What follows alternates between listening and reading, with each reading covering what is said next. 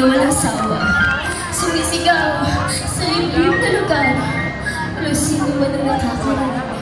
Nanginginig akong humihingi ng saklolo. Tulong, tulong, parang nagmakawa.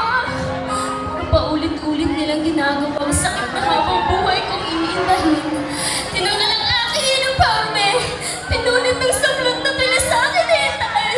Nung tawid, natahipan nilay. Parang nagmakawa, tama na.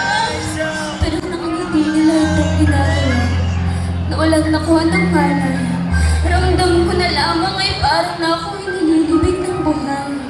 Sa pagdilat ng aking mga mata, narinig ko ang boses ng aking ama. Bigtihan, saan ka na? Bigtihan! Hindi ako makasigaw. Tay, dito po ako. Hanggang tuluyan ang dilat ng aking mga mata. Narinig ko ang boses ng aking ama. Mga wala kayong awa! 2 taon nang nakalipas, ramdam ko pa rin ang masasakit na hampas na alaalang sa utak ko hindi kailan pa lumipas.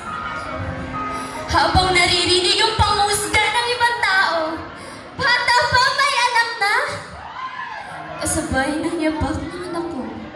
Huwag niyo po akong husgahan, hindi po ito kasalanan. Huwag niyo po akong husgahan, biktima lang po ako ng masakit na nakaraan.